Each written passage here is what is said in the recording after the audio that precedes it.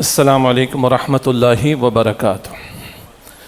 الحمد للہ رب العالمین والصلاة والسلام علی سید الانبیاء والمرسلین، اما بعد فاعوذ باللہ من الشیطان الرجیم، بسم اللہ الرحمن الرحیم۔ وما ينطق عن الهوى ان هو الا وحی یوحى، وقال اللہ تبارک وتعالی ما آتاکم الرسول فخذوه وما نہاکم عنہ فانتہوا، صدق اللہ العظیم۔ اللہم صلی وسلم علی نبینا محمد، رب اشرح لی صدری ویسر لی امری واحلل عقدۃ من لسانی یفقہوا قولی واجعل لی وزیرا من اہلی، آمین یا رب العالمین۔ آج کی نشست میں نبی اکرم صلی اللہ علیہ وسلم کے چند ارشادات کا یاد دہانی کے طور پر مطالعہ کرنا مقصود ہے۔ ماہ ربیع الاول کی نسبت سے سیرت النبی صلی اللہ علیہ وسلم کے موضوع پر بھی کلام ہوتا ہے، البتہ کئی مرتبہ اس بات کی ضرورت کا احساس ہوتا ہے کہ جو عملی تقاضے ہیں ان کو نمایاں کرنے کی شدید ضرورت ہے۔ چنانچہ سیرت النبی علیہ السلام کے عنوان سے، سیرت کانفرنس کے عنوان سے، اگر ان گوشوں کو جہاں عمل کا میدان ہے، انفرادی سطح کی محنت ہے، اجتماعی سطح کی محنت ہے، ایمان کے تقاضے ہیں، عبادات کے معاملات ہوں، اخلاقیات اور معاملات کے حوالے سے رہنمائی ہو، پھر ہماری انفرادی ذمہ داریوں سے آگے بڑھ کر ہماری اجتماعی ذمہ داریاں، پھر دنیا سے آگے بڑھ کر آخرت کے معاملات، اگر ان عملی پہلوؤں کو اجاگر کیا جائے تو یہ عمل کے اعتبار سے بھی مفید ہے اور اجر کے اعتبار سے بھی مفید اور نجات کے اعتبار سے بھی لازم ہے۔ چنانچہ آج کے نشست میں چند احادیث مبارکہ، جن میں سے بعض بہت معروف ہیں اور مقصود صرف یاد دہانی اور تذکیر ہے، براہ راست آغاز کرتے ہیں۔ پہلی حدیث مبارک ہم سب کو یاد ہے، انما الاعمال بالنیات، ہے تو طویل روایت، انما الاعمال بالنیات وانما لکل امرئ ما نوی۔ تمام اعمال یعنی نیکیوں کی قبولیت کا دار و مدار نیتوں پر ہے، اور بندے کو وہی کچھ ملے گا جیسا اس نے عمل کیا۔ بخاری شریف، مسلم شریف اور احادیث کی تمام کتابوں میں یہ حدیث مبارک موجود ہے۔ اس کے آگے بھی الفاظ ہیں، تفصیل کا موقع نہیں، ہر حدیث کے ذیل میں ایک ایک دو مختصر باتیں یاد دہانی کے طور پر بیان کرنا مقصود ہے۔ اخلاص کے ساتھ تھوڑا عمل بھی ہو تو اللہ کے ہاں مقبول ہے، ورنہ دکھاوے کا عمل شرک ہے، اور ریاکاری، شو آف، دکھاوے کے ساتھ بڑی بڑی نیکیاں برباد ہو جائیں گی۔ ہم اپنا جائزہ لیتے رہیں کہ جو کچھ کر رہے ہیں خیر کے اعمال، اس میں یہ پیش نظر رہتا ہے کہ اللہ ہم سے راضی ہو جائے، اللہ مجھے آپ کو ہم سب کو اخلاص سے نیت عطا فرمائے۔ دوسری حدیث میں معروف ہے، عن سفیان بن عبداللہ الثقفی رضی اللہ عنہ قال قلت یا رسول اللہ صلی اللہ علیہ وسلم، سفیان بن عبداللہ رضی اللہ عنہ عرض کرتے کہ میں نے عرض کی رسول اکرم صلی اللہ علیہ وسلم سے، قل لی فی الاسلام قولا، اللہ کے پیغمبر علیہ السلام اسلام کے بارے میں کوئی ایسی بات فرما دیجئے، لا اسأل عنہ احدا بعدک، کہ میں آپ کے بعد پھر کسی سے نہ پوچھوں۔ یہ صحابہ بڑے پیارے لوگ تھے، ایسے سوال کرتے جس سے بڑی جامع بات اللہ کے رسول اکرم علیہ السلام کی زبان مبارک سے جاری ہوتی، اور ہمارے لیے بڑی جامع یعنی کمپریہنسو رہنمائی سامنے آ جاتی۔ تو حضور اسلام کے بارے میں ایسی بات بتا دیں کہ بس آپ کے بعد میں کسی سے کچھ نہ پوچھوں۔ آپ نے فرمایا کہ قل آمنت باللہ فاستقم، مسلم شریف کی روایت ہے، کہو گے تم کہو کہ میں ایمان لایا اللہ پر اس پر استقامت کا اظہار کرو۔ یہ ہمارے ہاں جو منتخب نصاب ہے اس میں پہلے حصے میں سورہ حامی میں سجدہ کا درس بھی ہے، وہاں یہ استقامت پر تفصیل سے کلام ہوتا ہے۔ استقامت باطن کی بھی ہے، ظاہر کی بھی ہے، انفرادی معاملات میں بھی، اجتماعی معاملات میں بھی ہے۔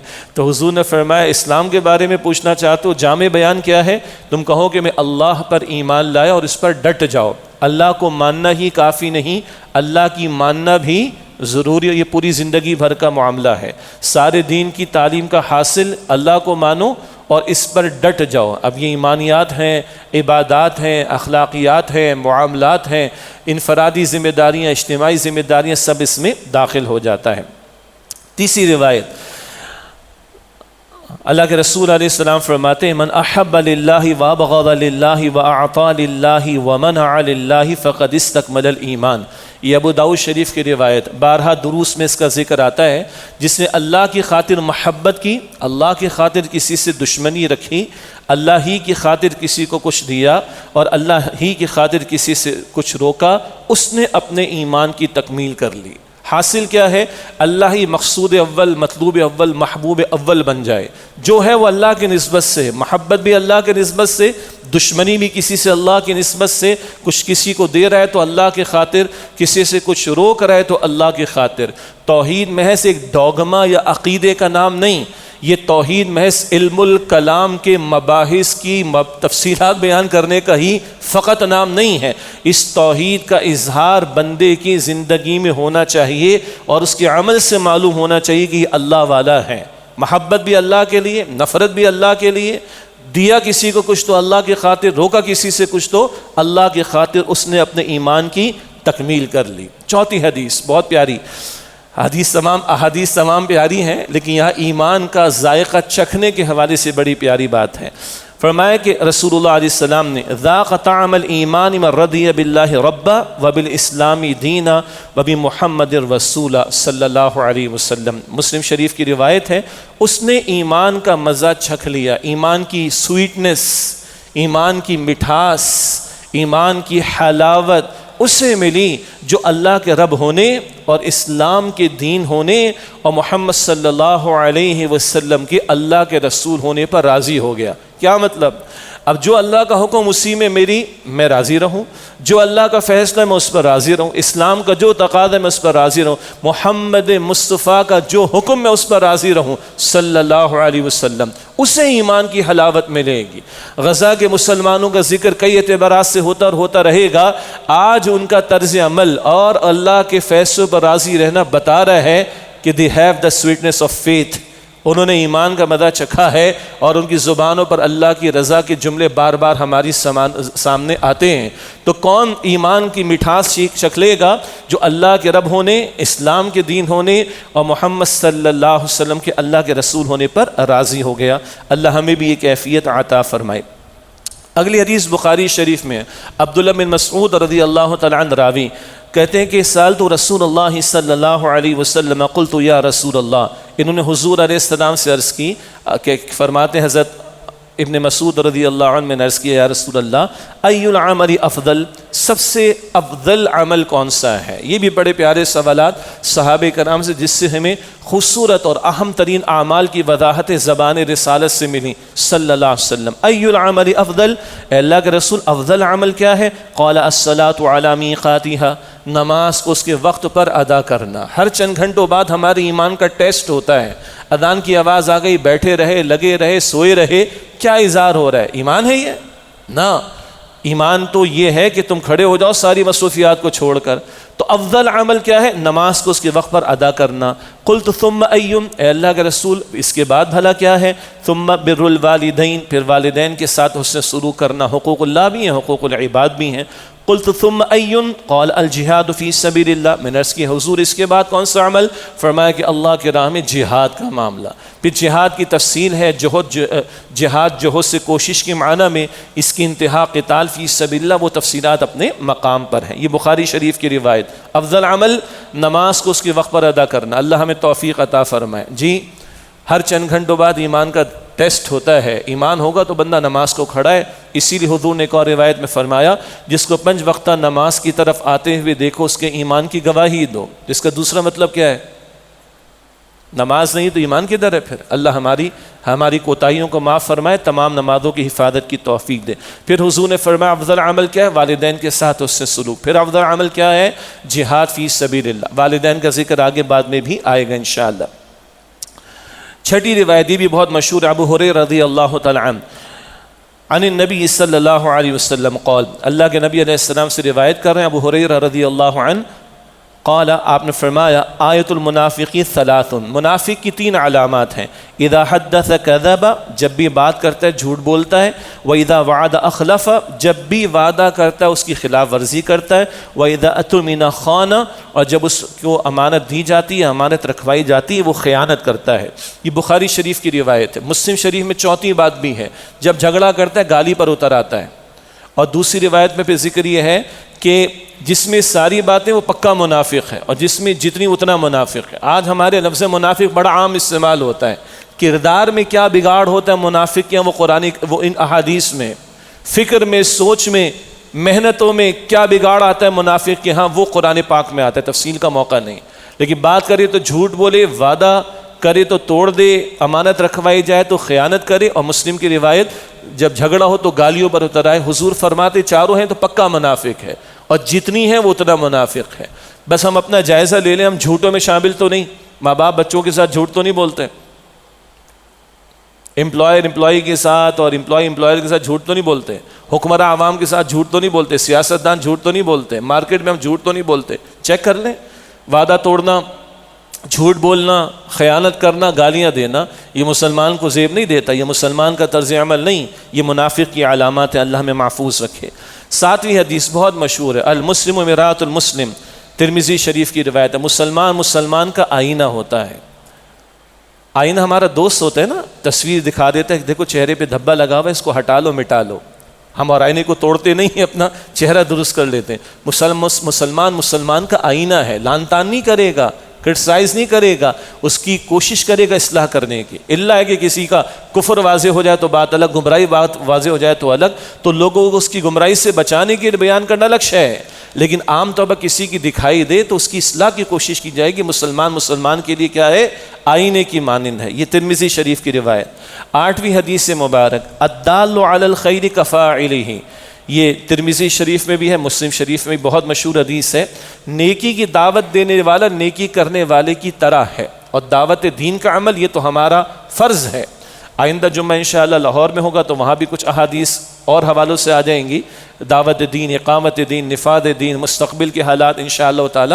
لیکن آج ذرا معاملات کے حوالے سے، اخلاق کے حوالے سے، کردار کے حوالے سے، فکر آخرت کے حوالے سے اور چند اور امور کے حوالے سے احادیث کا ہم مطالعہ کر رہے ہیں۔ لیکن یہ حدیث الدال الی الخیر کفاعلہ، نیکی کی دعوت دینے والا نیکی کرنے والے کی طرح ہے۔ میرے آپ کے ہمارے کسی کو سمجھانے، بتانے، بلانے، پہنچانے سے وہ عمل نیک کرنے لگ جائے تو ہمیں بھی اجر ملے گا، اس کو تو ملے گا جتنا عمل اس کو اس کے عمل پر، جتنا اس کو اس کے عمل پر اجر ملے گا، اتنا ہی اجر اللہ تعالی ہمیں بھی عطا فرمائے گا۔ اللہ ہمیں خیر کی باتیں سیکھنے اور دوسروں کو بھی اس کی ترغیب دلانے کی توفیق عطا فرمائے۔ نبی روایت بھی بہت پیاری ہے، مالی معاملات میں بھی، اور جو آج کل فرسٹریشن ہے اور ٹینشن ہے اور ڈپریشن ہے اور ہوس ہے اور نہ جانے کیا کچھ ہے۔ سنیے چھوٹا سا جملہ اللہ کے رسول علیہ السلام کا، معانی کا سمندر، الفاظ مختصر، معانی کا سمندر۔ یہ نبی حدیث آج کے مطالعے کی، ما قل وکفا خیر مما کثر والہا، مسند احمد کی روایت ہے، ما قل وکفا، جو تھوڑا ہو اور کافی ہو جائے، خیر مما کثر والہا، اس سے بہتر ہے جو بہت زیادہ ہو اور بندے کو غافل کر دے۔ الہاکم التکاثر حتی زرتم المقابر، کم ہونے میں امتحان کم ہے، زیادہ ہونے میں امتحان زیادہ ہے، مل جانے پر امتحان زیادہ ہے، اور زیادہ ملنے پر بہک جانے کے، غافل ہو جانے کے امکان بھی زیادہ ہیں۔ اس سے حضور فرما رہے علیہ السلام، ما قل وکفا خیر مما کثر والہا، جو تھوڑا ہے اور کفایت کر جائے وہ اس سے بہتر ہے جو بہت ہو، کثرت سے ہو، مگر وہ بندے کو غافل کر دے۔ 2 پیسے جیب میں زیادہ آتے ہیں تبھی مستیاں سوجتی ہیں، پیٹ بھرا ہو تو مستیاں سوجتی ہیں، ورنہ بھوک میں سوکھی لکڑی بھی بقول شخص سے پاپڑ کا مزہ دیتی ہے۔ پیٹ بھرا ہو تو مستیاں سوجتی ہیں، ورنہ بھوک میں سوکھی لکڑی بھی پاپڑ کا مزہ دے دیا کرتی ہے۔ 10ویں حدیث مطالعے کی، الغنا غنى النفس، بہت ایک اور پیاری حدیث، یہ بخاری شریف کی ہے۔ اصل غنا تو دل کا غنا ہے۔ غنا کیا ہے؟ بندہ ٹینشن فری ہو جائے، تو مال کی کثرت، آسائشوں کی کثرت، ہٹو بچوں کی صدائیں، یہ اصل غنا نہیں، غنا دل کا غنا ہے۔ ہاں مال و دولت ہے مگر اللہ کا ذکر ہے، ایمان کی کیفیت ہے، تو سلیمان علیہ السلام کی بادشاہت بھی مبارک، سیدنا عثمان غنی رضی اللہ تعالیٰ عنہ کی دولت بھی مبارک، کوئی مسئلہ نہیں، لیکن مال، دولت، ہٹو بچوں کی صدائیں، ان چیزوں کی بنیاد پر بندہ ٹینشن فری نہیں ہوتا۔ اصل غنا دل کا غنا، اس دل میں اللہ کی یاد ہے، اس دل میں اللہ پر توکل ہے، اس دل میں اللہ کی رضا کی کیفیت ہے، اس دل میں اللہ کی عطا پر راضی رہنے کی کیفیت ہے، یہ اصل غنا ہے۔ اصل پاکیزہ زندگی یہ ہے، اصل ٹینشن فری لائف اس کیفیت سے بندے کو میسر آئیں گی۔ 11ویں حدیث ہے، دوستیوں کے حوالے سے بڑی پیاری باتیں آتی ہیں۔ کل ہم کس کے ساتھ کھڑے ہوں گے، کل ہمارا شمار کن میں ہوگا؟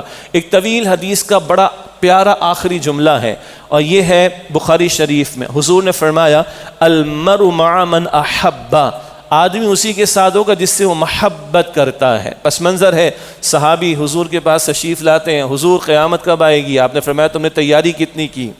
ہمارے بعض حضرات یہیں تک اس حدیث کو بیان کرتے ہیں، تم نے تیاری کتنی کی؟ عرض کی حضور تیاری تو زیادہ نہیں، ان کی عاجزی بھی ہو سکتی ہے، تیاری تو زیادہ نہیں ہے، مگر ہاں مجھے اللہ اور اللہ کے رسول سے محبت ہے۔ تب حضور نے فرمایا کہ المرء مع من احب، بندہ اسی کے ساتھ ہوگا جس سے اس کو محبت ہے۔ تو حضور کی محبت بھی ایمان کا تقاضا ہے، حضور کی محبت بھی ہمارے لیے اجر و ثواب کا باعث ہے۔ کل اللہ کے حضور جب پیش ہوں گے تو وہاں آسانی کا باعث بنے گی یہ بات۔ تو المرء مع من احب، بندہ اس کے ساتھ ہوگا جس سے وہ محبت کرتا ہے۔ سب سے بڑھ کر محبت اللہ سے ہو، اس کے رسول علیہ السلام سے ہو، اور اس نسبت سے اللہ کے بندوں کے ساتھ محبت ہو، کوئی حرج کی بات نہیں ہے، مگر نقطہ ٹاپ آف دا لسٹ اللہ کی محبت اور اس کے رسول علیہ السلام کی محبت، اللہ ہم سب کو عطا فرمائے۔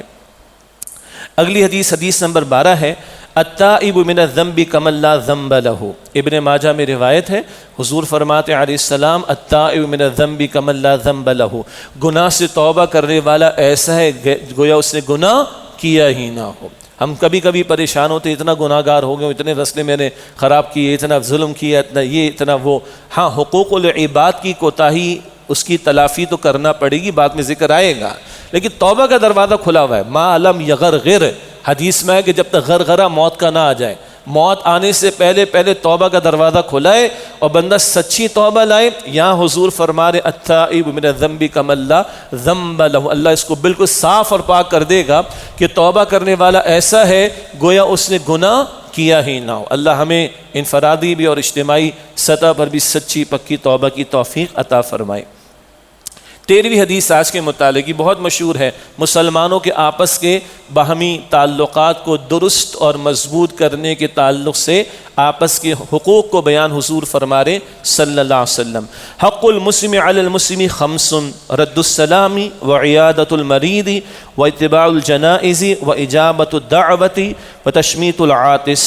بخاری مسلم شریف کی روایت، اس حدیث میں 5 کا ذکر ہے کہ مسلمان کے مسلمان پر 5 حقوق ہیں۔ ایک روایت میں 6 حق کا ذکر بھی ہے، دیگر روایات میں اور حقوق بھی ہیں۔ اس حدیث کا مطالعہ کر رہے ہیں، وہ 5 باتیں کیا ہیں؟ سلام کا جواب دینا، نمبر 2 مریض کی عیادت کرنا، نمبر 3 انتقال ہو جائے مسلمان بھائی کا اس کو جنازے پر شرکت کرنا، نمبر 4 وہ دعوت دے تو قبول کرنا، اور نمبر 5 چھینک آئے اور وہ الحمدللہ کہے تو اس کا جواب دینا یرحمک اللہ کہہ کر۔ تو سلام اور عیادت اور جنازے میں شرکت اور دعوت قبول کرنا اور چھینک آئے الحمدللہ کہے تو یرحمک اللہ کہہ کے جواب دینا، یہ وہ حقوق ہیں باہمی کے جن کے ادا کرنے سے آپس میں محبت بڑھتی ہے۔ اب تو ہم گڈ مارننگ، گڈ آفٹرنون اور عرب صبح بخیر، مساء بخیر اور بخیر آگلے پتہ نہیں کیا کچھ، اور سلام کہیں پس سے پوچھ چلا گیا، غلط بات ہے۔ یہ سورہ نور میں ہے، یہ سلام کے الفاظ اللہ کے عطا کردہ تحفے کے طور پر الفاظ ہیں، مبارکۃ طیبہ، برکت والا پاکیزہ تحفہ اللہ نے تمہیں عطا فرمایا۔ بہرحال یہ مسلمانوں کے آپس کے حقوق میں سے 5 کا تذکرہ۔ اگلی حدیث ہے حدیث نمبر 14، بچے کو یاد ہے مگر عمل کے میدان میں ہم کہاں کھڑے؟ لا يدخل الجنت قاطع، بخاری مسلم شریف کی روایت، قطع تعلقی کرنے والا جنت میں داخل نہیں ہوگا۔ وہ جی ناراضگی تو ہو جاتی ہے بھائی، انسان ہے، روبوٹ تھوڑی ہیں، مشینیں تھوڑی ہیں، انسان ہے، سینٹیمنٹس ہیں، جذبات ہیں، احساسات ہیں، لیکن نہیں، میرے باپ کی توبہ جو میں نے اس سے بات کی، فخر سے کہتے 3 دن ہو گئے، 3 سال ہو گئے باپ کی شکل نہیں دیکھی، انا للہ، 5 سال ہو گئے بھائی کے گھر پہ نہیں گئے، انا للہ و انا الیہ راجعون۔ اور حضور کیا فرما رہے ہیں؟ یہ قطع تعلقی کرنے والا، رحمی رشتے، کنشپ، بلڈ ریلیشنز، یہ قطع تعلقی کرنے والا جنت میں داخل نہیں ہوگا۔ چیک کر لیں آج ہمارے گھرانوں کی صورتحال کیا ہے، مجھے کچھ کہنے کی ضرورت نہیں، ویسے بھی تفصیل کا موقع بھی کم ہے، لیکن ہم چیک کر لیں کہاں حضور کا یہ فرمان اور کہاں ہمارے گھروں کی اور خاندانوں کی کیفیت۔ استغفر اللہ۔ اگلی حدیث، حدیث نمبر 15، مشہور حدیث ہے یہ بھی، اذا لم تستحی فاصنع ما شئت، بخاری مسلم شریف کی روایت ہے، جب تم میں حیا نہ رہے تو جو چاہو سو کرو۔ باقی تفصیل ہے، حیا فطری جذبہ ہے جو بندے کو غلط کاموں سے روکتا ہے۔ حدیث میں سب سے بڑھ کر حیا بندے کو اللہ سے کرنی چاہیے، اس کے احکامات نہ توڑے۔ پھر بندوں کے معاملات میں بھی حیا ہے، پھر حیا کا وہ پہلو جس کے بارے میں شریعت نے ہمیں نکاح کا حکم دیا، سطر حجاب کے احکامات دیے، پردے کے احکامات دیے، یہ پوری تفصیل ہے۔ اصولی بات کیا ہے اور یہ روایت کیا ہے؟ حضور نے یہ فرمایا کہ پچھلی نبوت کے کلاموں میں جو ہدایت اللہ نے انبیاء کو، رسولوں کو عطا فرمائی، اس میں یہ بھی تمام پیغمبروں کی مشترکہ تعلیم ہے۔ اذا لم تستحی ما شئت، جب تستحی فاصنع ما شئت، جب تم میں حیا نہ رہے تو تم جو چاہو سو کرو۔ اس کا مطلب کیا ہے؟ جو کرو گے وہ کم ہوگا، جو تباہی آئے گی وہ کم، جو بربادی آئے گی وہ کم۔ اور یہ بار بار ہم نقطہ اٹھاتے رہتے، بے حیائی کا جو طوفان، زنا کی جو دعوتیں، ہم جنس پرستی کے لیے باتیں، اور کیا کیا فیشن شوز کے نام پر، کانسرٹس کے نام پر، یہ ڈی ایچ اے، یہ کراچی کے پوش علاقے اور اسلام آباد لاہور کے پوش علاقے، شراب کباب تو عام سی بات ہے۔ ڈانس کی پارٹی تو یہ مہذب لفظ ہو جائے گا، اس کے آگے کا کچھ ہوتا ہے، سب کو پتہ ہے۔ پھر جو بربادی آ رہی وہ ہمارے سامنے، روحانی صحت بھی برباد، جسمانی صحت بھی برباد، خاندانی نظام بھی برباد اور سکون بھی برباد۔ وہ تو ہونا اذا لم تستحی فاصنع ما شئت، یہ اللہ کے رسول فرما رہے، متنبی فرما رہے، جب تم میں حیا نہ رہے تم جو چاہو سو کرو۔ اگلی حدیث نمبر 16، ان من احبکم الی احسنکم اخلاقا، یہ بھی بخاری مسلم شریف کی روایت۔ ہم میں سے کون نہیں چاہتا کہ ہم حضور کے محبوب ہو جائیں صلی اللہ علیہ وسلم؟ ہم میں سے کون امتی نہیں چاہتا کہ میں حضور کا محبوب ہو جاؤں؟ تو حضور فرما رہے ہیں تم میں سے بے شک مجھے سب سے زیادہ محبوب کون ہے؟ جس کے اخلاق تم میں سے سب سے بہترین ہو۔ محض دعووں سے تھوڑی محبت ملے گی، محض نعروں سے تھوڑی محبت کا دعویٰ پورا ہوتا ہے، محض جشن منانے سے تھوڑی محبت کا دعویٰ پورا ہوتا ہے، محض ہلے گلے کر لینے کے نام پر۔ یعنی آج کیا ہو رہا ہے؟ جو کچھ ہونا ہمارے سامنے ہو رہا ہے، بھی ہوگا یہ ماہ ربیع الاول میں۔ حضور کی محبت ایمان کا تقاضا، حضور کا ادب ایمان کا تقاضا، حضور کا ذکر خیر ایمان کا تقاضا، کوئی شک نہیں۔ مگر نمازیں ہم ضائع کریں، چوری کی بجلی ہم استعمال کریں، ڈانس پارٹی ہمارے ہو جائیں، ہلہ گلہ ہمارے ہو جائے، مخلوط محفلیں ہمارے ہو جائیں، حضور کی تعلیمات کی خلاف ورزیاں ہو، بے پردگی کا معاملہ ہو، میوزک بھی استعمال ہو رہا ہو، سڑکیں بلاک کی جا رہی ہیں، لوگوں کو پریشان کیا جا رہا ہو، اس سے تو ہم حضور کے محبوب نہیں بنیں گے صلی اللہ علیہ وسلم۔ ان من احبکم الی احسنکم اخلاقا، تم میں سے میرے نزدیک سب سے زیادہ محبوب وہ ہیں جن کے اخلاق تم میں سے بہترین ہوں گے۔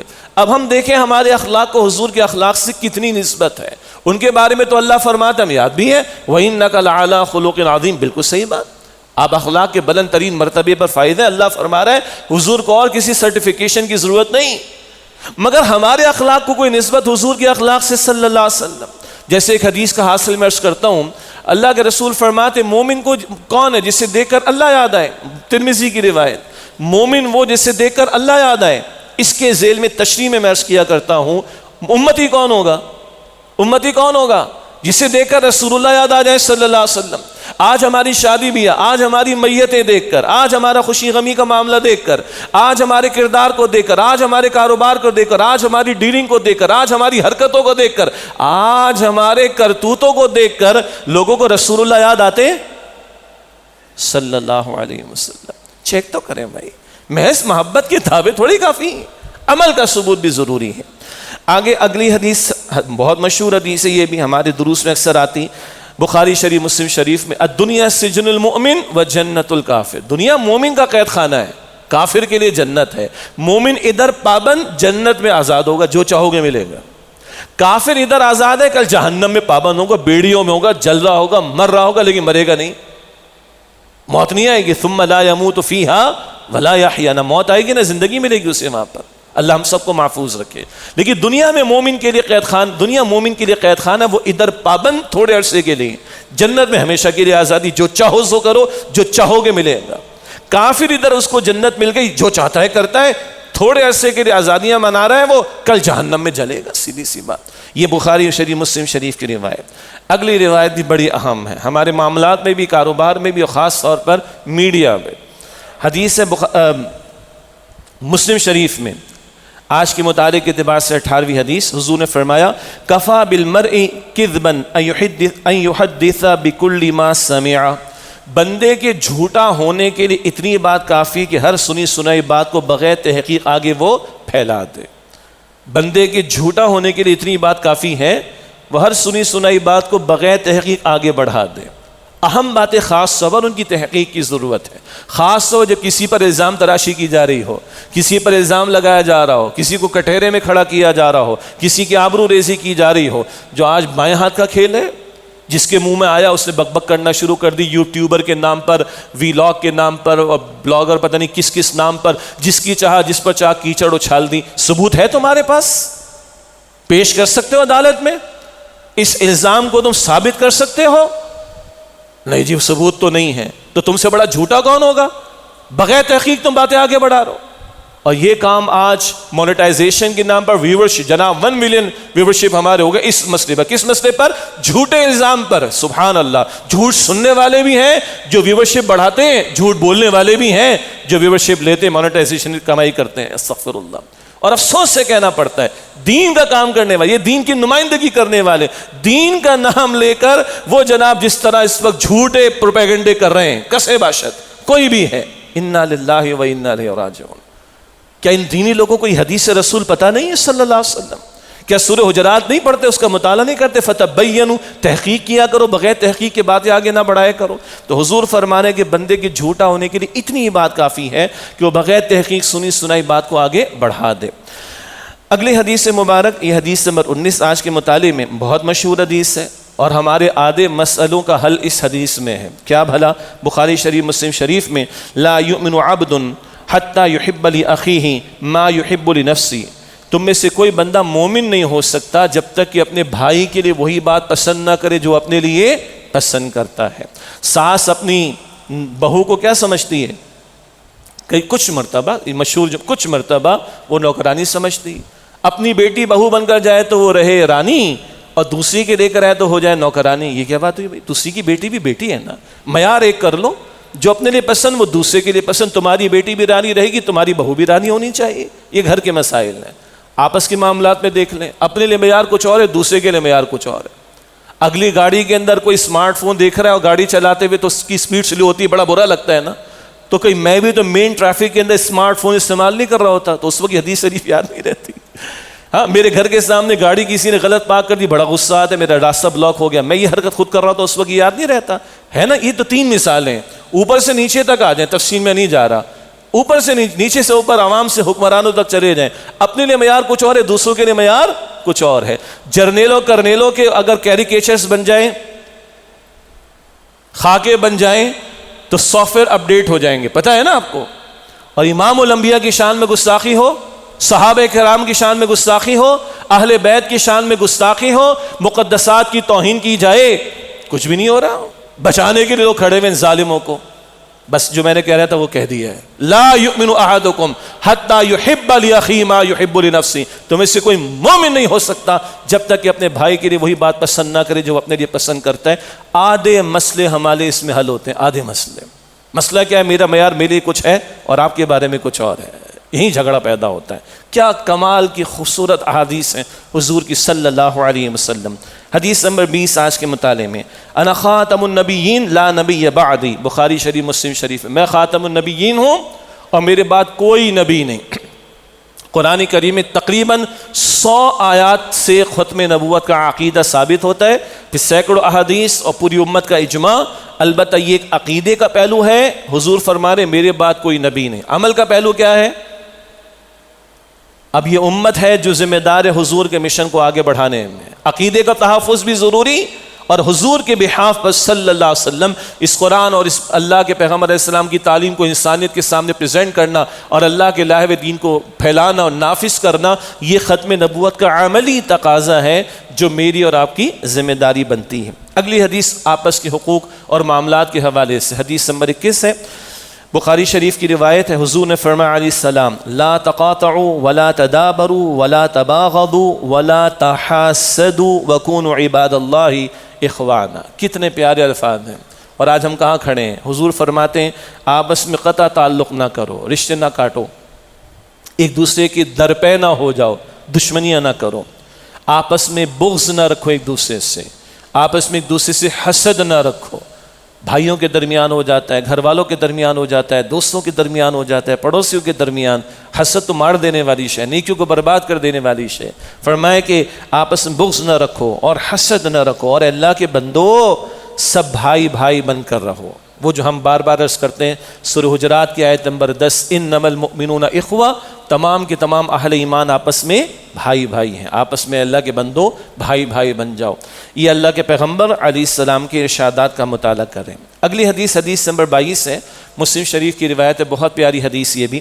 آپ نے فرمایا کہ من نفس عن مؤمن کربۃ من کرب الدنیا نفس اللہ عنہ کربۃ من کرب یوم القیامہ، من کرب یوم القیامہ، جو اللہ کے رسول فرمائے جو کسی مسلمان کو آج دنیا کی کسی مصیبت سے چھڑائے گا، اللہ اس کو قیامت کی مصیبتوں سے چھڑا دے گا۔ تم ادھر کرو، اللہ ادھر تمہارے ساتھ کرے، تم بندوں کے ساتھ کرو، اللہ تمہارے ساتھ کرے گا۔ اگلے الفاظ، وَمَن يَسَّرَ عَلَى مُعْسِرٍ يَسَّرَ اللَّهُ عَلَيْهِ فِي الدُّنْيَا وَالْآخِرَةِ، جو کسی مشکل زدہ، مفلس، پریشان پر آسانی کا معاملہ کرے گا، اللہ اس شخص کے لیے دنیا اور آخرت میں آسانی فرمائے گا۔ مشکل زدہ ہے، پریشان ہے، تم اس کے لیے آسانی کا معاملہ کرو، اللہ تمہارے لیے دنیا اور آخرت میں آسانی کا معاملہ فرمائے گا۔ فرمایا من ستر مسلما سترہ اللہ فی الدنیا والآخرہ، اور جو مسلمان کی پردہ پوشی کرے، آج تو چن چن کر پیش کرتے نا، اور جو نہیں ہوتا وہ بھی الزام تراشی کرتے، بہتان نہ، جو مسلمان کی پردہ پوشی کرے گا، اللہ اس بندے کی دنیا اور آخرت میں پردہ پوشی فرمائے گا۔ ہمیں لوگوں کے تلاش کر کے کتنے مل جائیں گے عیوب، 2 4 8 10، اللہ کو ہمارے کتنے پتہ ہیں؟ اللہ کو ہمارے کتنے پتہ ہیں؟ سارے پتہ ہیں۔ اللہ کھولنے پر آگے تو کیا حشر ہوگا ہمارا۔ اللہ ہم سب کو ذلت اور رسوائی سے معاف رکھے۔ اللہ کی صفت بڑی پیاری ہے، الستار، پوشیدہ رکھنے والا۔ اللہ پردے میں رکھ کر ہی ہمیں معاف کر دے۔ اس نے 2 4 بھی کھول کے چلا دی، میری اور آپ کی فلم تو کہاں کے رہیں گے؟ تو بتا رہے اللہ تم آج کسی کو عیوب پر پردہ ڈالو، اللہ دنیا اور آخرت میں تمہاری پردہ پوشی فرمائے گا۔ اگلی بات بھی بڑی پیاری، واللہ فی عون العبد ما کان العبد فی عون اخیہ، اور اللہ بندے کی حاجت میں لگا رہتا ہے، پورا کرنے میں، جب تک بندہ اپنے بھائی کی حاجت کو پورا کرنے میں لگا رہتا ہے۔ سبحان اللہ، اللہ کی شان ہے، وہ دینے والا ہے۔ تم دو، بانٹو، دوسروں پر خرچ کرو، دوسروں کے کام آؤ، اللہ تمہاری حاجات پوری کرے گا۔ اللہ بندے کی حاجت کو پورا کرنے میں لگا رہتا ہے تب تک جب تک بندہ اپنے بھائی کی حاجت کو پورا کرنے میں لگا رہتا ہے۔ یہ مسلم شریف کی روایت ہے۔ 23ویں حدیث جمعے سے متعلق بھی اور عموم سے متعلق بھی ہے، اور وہ ہے درود شریف کا بیان۔ حضور نے فرمایا علیہ السلام، مسلم شریف کی روایت ہے، من صلی علی واحدۃ صلی اللہ علیہ عشرہ، جو مجھ پر 1 مرتبہ صلاۃ یعنی درود بھیجتا ہے، اللہ 10 مرتبہ اس پر رحمت نازل فرماتا۔ اندازہ تو کریں آپ، 1 مرتبہ جو حضور پر درود بھیجے یعنی اللہ کی رحمت حضور پر نازل ہو، اس کو ہم درود کا ترجمہ کہتے ہیں، یا درود کہتے ہوئے ترجمہ اس کا یہ کرتے ہیں ہم۔ تو اللہ کے رسول پر 1 مرتبہ صلاۃ یعنی درود بھیجو تو اللہ 10 مرتبہ تم پر رحمت فرمائے گا۔ دعا کے شروع اور آخر میں حضور نے صلاۃ یعنی درود شریف کی تلقین کی ہے، اور بڑا پیارا نکتہ ہے، دعا کے شروع میں بھی رحمت کا نزول ہو جائے، دعا کے آخر میں بھی رحمت کا نزول ہو جائے درود شریف کی برکت سے، تو دعا بھی انشاءاللہ تعالی اللہ کی رحمت سے قبول ہوگی۔ تو اللہ ہمیں توفیق دے، اور جمعے کے دن کثرت سے ہے، جمعے کے دن کثرت سے حضور نے فرمایا کہ مجھ پر درود بھیجا کرو، تمہارا درود مجھ پر پیش کیا جاتا ہے۔ اور یہ عموم کے اعتبار سے حضور نے ہمیں راتوں میں بھی یاد رکھا، دن میں بھی یاد رکھا، اور قیامت کے دن جب ماں باپ اولاد کو نہیں پوچھیں گے، دیگر انبیاء اور رسل اپنی امتوں کو نہیں پوچھیں گے، اللہ کے پیغمبر حالت سجدہ میں اپنی امت کے لیے دعائیں کر رہے ہوں۔ اندازہ تو کریں وہ کتنے بڑے ہمارے محسن ہیں، اللہ کے بعد سب سے بڑے محسن حضور ہیں ہمارے لیے صلی اللہ علیہ وسلم۔ تو کثرت سے جمعے کے دن، جمعے کی شب میں بھی اور عموم کے اعتبار سے بھی حضور فرما رہے علیہ السلام، من صلی علیہ واحدۃ صلی اللہ علیہ عشرہ، جس سے مجھ پر 1 مرتبہ صلاۃ یعنی درود بھیجا، اللہ 10 مرتبہ اس پر رحمت نازل فرمائے گا۔ اگلی حدیث حدیث نمبر 24 ہے، مشہور حدیث ہے، ہمارے بیانات میں بھی آتی ہے۔ تمیم داری رضی اللہ تعالیٰ عنہ اس کے راوی عرض کرتے ہیں، ان نبی صلی اللہ علیہ وسلم کے نبی علیہ السلام نے فرمایا، الدین النصیحہ، دین تو وفاداری اور خیر خواہی کا نام ہے۔ قلنا لمن، اے اللہ کے رسول کس کے ساتھ یہ نصیحت کا معاملہ، وفاداری کا معاملہ، خیرخواہی کا معاملہ؟ تو دین کی وضاحت 5 باتوں میں حضور نے فرمائی صلی اللہ علیہ وسلم، للہ ولی کتابہ ولی رسولہ ولی ائمۃ المسلمین وعامتہم، اللہ کے ساتھ وفاداری، اللہ کی کتاب قرآن پاک کے ساتھ وفاداری، اللہ کے رسول علیہ السلام کے ساتھ وفاداری، مسلمانوں کے ائمہ کے ساتھ وفاداری۔ اصل حکمراں ہیں، خیر کا کام کرے، تائید کرے، شر کی بات کریں، تاکید کریں، ان کو سمجھانے کی کوشش کریں، اصلاح کی کوشش کریں، اور عام مسلمانوں کے ساتھ خیر خواہی کا معاملہ۔ یہ دین کو بڑے پیارے انداز میں، بڑے جامع انداز میں حضور نے بیان فرمایا۔ البتہ آج ان احادیث کا ہم کوئی تفصیلی مطالعہ نہیں کر رہے، یاد دہانی کے طور پر اور چند باتوں کو سمجھنے کے لیے ترجمے اور مختصر وضاحت پر اکتفا کر رہے ہیں۔ یہ دین کی وضاحت خود حضور کی اپنی زبان مبارک سے ہمارے سامنے آئی ہے۔ اب چند احادیث ہیں جو ہمارے معاشرتی معاملات سے متعلق۔ اگلی حدیث 25 نمبر ہے اس کا۔ عن ابی ہریرہ رضی اللہ عنہ عن النبی صلی اللہ علیہ وسلم، ابو ہریرہ رضی اللہ عنہ حضور علیہ السلام سے روایت کرتے ہیں، قال، آپ نے فرمایا، رغم انف ثم رغب انف ثم رغم انف، اللہ کے رسول نے فرمایا کہ وہ شخص جو ہے وہ ہلاک و برباد ہو جائے، ذلیل ہو جائے، خوار ہو جائے، 3 مرتبہ فرمائے، 3 مرتبہ وہ حضور فرما رہے ذلیل ہو جائے، خوار ہو جائے، رسوا ہو جائے، سخت بات ہے۔ قیل من ہے، حضور کس کے بارے میں فرما رہے؟ قال، آپ نے فرمایا، من ادرک ابویہ عند الکبر احدہما او کلیہما فلم يدخل الجنہ، مسلم شریف کی روایت، پچھلی روایت بھی مسلم شریف کی تھی۔ کون ہے جو ذلیل ہو جائے، خوار ہو جائے، رسوا ہو جائے؟ حضور فرما رہے صلی اللہ علیہ وسلم، فرمایا کہ وہ جس نے اپنے ماں باپ دونوں یہ ایک کو بڑھاپے میں پایا اور جنت نہ حاصل کی اس نے، یعنی ان کی خدمت کر کے جنت حاصل نہ۔ یہ ہمارے دین کا ورژن ہے ماں باپ کے بارے میں۔ مدرس ڈے، فادرس ڈے، لعنت اس تہذیب پر جو ماں کے لیے ایک دن سرکل کروا دے کیلنڈر کے اندر، لعنت اس تہذیب پر۔ For us every day should be a Mother's Day and for us every day should be a Father's Day۔ اگر حیات ہے تو ان کی خدمت کرو، چلے گئے تو دعا کرو، صدقہ جاریہ بنو۔ ذلیل، خوار، رسوا ہو جائے وہ ماں باپ دونوں، ایک بڑھاپے کو ملے، اسے بڑھاپے میں ملے اور وہ ان کی خدمت کر کے جنت نہ کما سکے۔ یہ اللہ کے رسول فرمانے علیہ السلام۔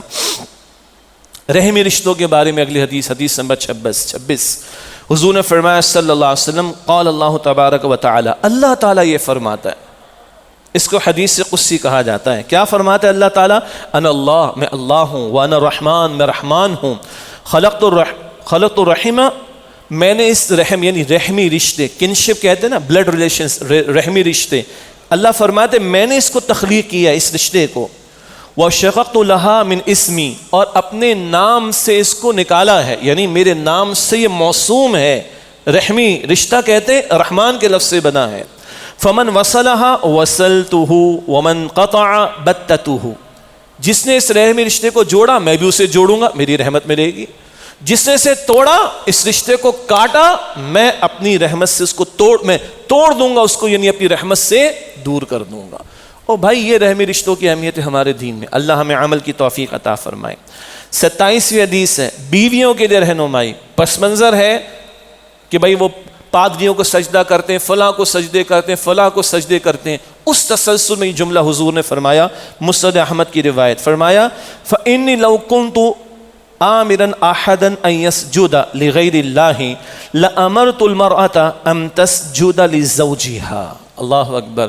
حضور نے فرمایا کہ اگر میں کسی کو اللہ کے سوا کسی اور کے لیے سجدہ کرنے کے لیے کہتا تو بیوی کو حکم دیتا کہ وہ اپنے شوہر کو سجدہ کرے۔ اجازت نہیں اللہ کے سوا سجدہ کرنے کی، اگر دیتا تو بیوی کو، یعنی بیوی کو اپنے شوہر کی اس قدر فرما برداری کرنی۔ آج تو فیمنزم کا نعرہ، سیکولرزم کا نعرہ، لبرلزم کا نعرہ اور فریڈم کے نعرے، اس کے نتیجے میں عورت کو برباد کرنے کی بات ہے۔ لیکن اللہ کے رسول نے ایک اور حدیث سے فرمایا، جس بیوی سے اس کا شوہر راضی، فرما بردار، خدمت گزار ہے، اللہ اس بیوی کو اس اختیار دے گا کہ وہ جنت کے جس دروازے سے چاہے داخل ہو جائے۔ اللہ اکبر۔ تفصیل ہے، گھروں کو اللہ تعالیٰ مضبوط کرنا چاہتا ہے، اس قدر فرما برداری۔ ہاں شوہر کا حکم شریعت کے خلاف ہوگا تو وہاں بیوی کی بات نہیں ماننی. کسی کا بھی حکم اللہ کے حکم سے ٹکرائے گا تو اس کی بات نہیں مانی جائے گی. ادروائز اتنا حضور فرما رہے کہ بیوی کو شوہر کی تابعداری کرنی چاہیے کہ اگر کسی کو اللہ کے سوا سجدہ کرنے کی اجازت ہوتی تو میں بیوی کو حکم دیتا کہ وہ اللہ اپنے شوہر کو سجدہ کرے. یہ اہمیت ہے بیوی کی ذمہ داریوں کے اعتبار سے جو حضور نے بیان فرمائی. اگلی حدیث نمبر 18 آج کے مطالعے میں یہ حضرت عائشہ صدیقہ رضی اللہ تعالی عنہا سے روایت قال رسول اللہ صلی اللہ علیہ وسلم خیرکم خیرکم لأہلہ وانا خیرکم لأہلی. حضور نے فرمایا تم میں سے بہترین وہ ہے جو اپنے اہل یعنی گھر والوں کے لیے بہترین ہو اور میں تم میں سب سے بڑھ کر اپنے گھر والوں کے لیے بہترین ہوں. یہ شوہروں کے لیے ہے. اہل میں اولاً بیویاں آتی, ماں باپ کا درجہ اوپر ہے, کلیئر ہے. اہل میں بیویاں آتی, ماں باپ کا درجہ اوپر ہے بہرحال, لیکن تم میں سے بہترین وہ اپنے اہل اپنے گھر والوں کے لیے بہترین ہو اور میں تم میں سب سے بڑھ کر اپنے گھر والوں کے لیے بہترین ہوں. آج ہمارا حسن اخلاق دوستوں میں باہر رہ جاتا ہے, دینی جماعت کے لوگوں کی اجتماعات میں رہ جاتا ہے, مسجد میں رہ جاتا ہے, کارپوریٹ سیکٹر میں مسکراہٹے پیچھے پیسہ ہوتا ہے بھائی اور کچھ نہیں ہوتا عام طور پر. ہاں, بیٹھا کر مسکراہٹے دینے کے پیچھے پیسے دیے جاتے ہیں کہ نہیں دیے جاتے؟ ماڈلز کو اور سیکرٹریز کو اور کس کو. سارا اخلاق یعنی آرٹیفیشل ہو یا اوریجنل ہو گھر کے باہر رہ جاتا ہے. اور یہی دونوں طرف کی بات ہے, مگر یہاں مردوں کے تعلق سے سارا اخلاق باہر ہے کہ گھر کے اندر اخلاق ڈھونڈنے کو نہیں مل رہے. نہ, تم میں سے بہترین وہ جو اپنے گھر والوں کے لیے بہترین اور میں تم میں سب سے بڑھ کر اپنے گھر والوں کے لیے بہترین. دو مختصر احادیث مزید انشاءاللہ. 29ویں حدیث ہے, اللہ کے رسول علیہ السلام قسم اٹھا رہے ہیں, فرمایا واللہ لا یؤمن واللہ لا یؤمن واللہ لا یؤمن, اللہ کی قسم و مومن نہیں, اللہ کی قسم و مومن نہیں, اللہ کی قسم و مومن. 3 مرتبہ قسم اٹھا کر حضور ایمان کی نفی کریں, حقیقی ایمان نہیں, قلبی ایمان نہیں. کیا, کس کے بارے میں پوچھا گیا؟ قال الذی لا یأمن جارہ بوائقہ, وہ کہ جس کی تکلیفوں سے اور ایذا رسانی سے اس کے پڑوسی امن میں نہ ہوں. مسجد کے لاؤڈ اسپیکر سے ڈی ایچ اے اور اس طرح کے علاقوں میں, پورے پاکستان کی بات کر رہا ہوں, لوگوں کو پریشانی ہوتی ہے اسپیکر کی آواز کم کرو. ہاں, اور شادی بیاہ کا موقع آ جائے تو پورے 1 مہینے کس کے گھر میں اسپیکر چلتا ہے؟ بھانڈ میراثی ناچنے والے کتنا شور بچاتے ہیں بھائی. اس وقت پڑوسی پریشان نہیں ہوتے؟ مسجد کی بات چھوڑ دیں تھوڑی دیر کے لیے اور اپنے ایمان کی خیر منائے. جس کو اذان کی آواز سے پریشانی ہو رہی ہے, مسجد کی اذان کی آواز تو پریشان کر رہی ہے, اور تم خود بھانڈ اور میراثی بلا کر ناچنے کودنے والوں کو پورا بے ہنگم ایک ماحول بنا دیتے ہو. بڑے بڑے یہ اینکر پرسن, دنیا جہاں کے مسئلے بتانے والے, ان کی شادیوں کی ویڈیوز اپلوڈ ہیں آدھے گھنٹے, یو نیم اٹ, ریپیٹر کلیشن کو میرے خیال ہے بم بھی مار دیں گے کبھی. سب کچھ کر رہے ہو. پیغمبر کی حدیث سن لو بھائی صلی اللہ علیہ وسلم. ایمان نہیں ہے اس کا جس کی حرکتوں سے تکلیفوں سے اس کے پڑوسی محفوظ نہ ہو. چیک کر لیں کدھر کھڑا ہے ہمارا ایمان. آخری حدیث آج کے مطالعے کے اعتبار سے, یہ حدیث نمبر 30 آج کے مطالعے میں. اللہ کے رسول علیہ السلام کی مشہور حدیث ہے, بچوں کو بھی یاد ہے, وہ 40 حدیثیں بچے یاد کرتے ہیں نا, ان میں ہی شامل ہے. کیا فرمایا کہ لیس منا من لم یرحم صغیرنا ویعرف شرف کبیرنا. یہ جامع ترمذی کی روایت ہے. حضور فرما رہے السلام وہ ہم میں سے نہیں ہے. حضور فرما رہے ہم میں سے نہیں, اس کا طرز عمل ہمارا مسلمانوں والا نہیں, جو ہمارے چھوٹوں کے ساتھ بھلا سلوک نہ کرے اور ہمارے بڑوں کا شرف اکرام نہ کرے, ادب نہ کرے, احترام نہ کرے. بھئی بچپن سے حدیث شریف یاد ہے. معاشرہ کیا دکھا رہا ہے آج ہمارا؟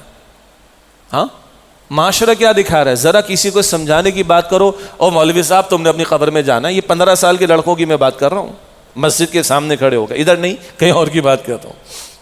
ہاں, اور سوشل میڈیا پر آ کر ذرا اپنے سے بڑی عمر کے, چاہے وہ علماء ہو, اہل علم ہو یا اور کوئی ہو, زبان دیکھیں ذرا.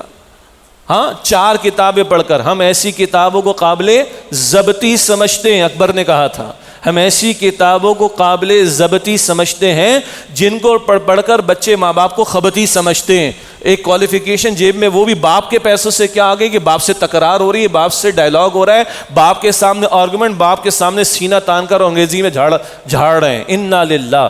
مطلب میں کیا عرض کروں, ایک خاندان میں مسئلہ پیدا ہو گیا, ادھر بھی ماں باپ ادھر بھی ماں باپ, لڑکا لڑکی جو شوہر بیوی تھے دونوں انگریزی میں ایک دوسرے کو سنا رہے, ماں باپ کو سنا رہے. انا للہ و انا الیہ راجعون. جو ہمارے چھوٹوں کا شفقت کا معاملہ نہ رکھے اور ہمارے بڑوں کا ادب نہ کرے, وہ ہم میں سے نہیں. ارادہ تو 40 احادیث کا تھا لیکن وقت مکمل ہوا. یہ بہرحال نئی باتیں نہیں ہیں ہمارے لیے، لیکن غور کریں کہ کیا ہمارا عمل ثبوت پیش کر رہا ہے. کیا اچھا ہو کہ ماہ ربیع الاول میں سیرت النبی کا بھی بیان ہو صلی اللہ علیہ وسلم، احادیث مبارکہ بھی کا تذکرہ بھی ہو، اور مجھ میں اور آپ میں اور ہم میں عمل کا جذبہ پیدا ہو. اللہ ہم سب کو عمل کی توفیق عطا فرمائے. وآخر دعوانا ان الحمد للہ رب العالمین.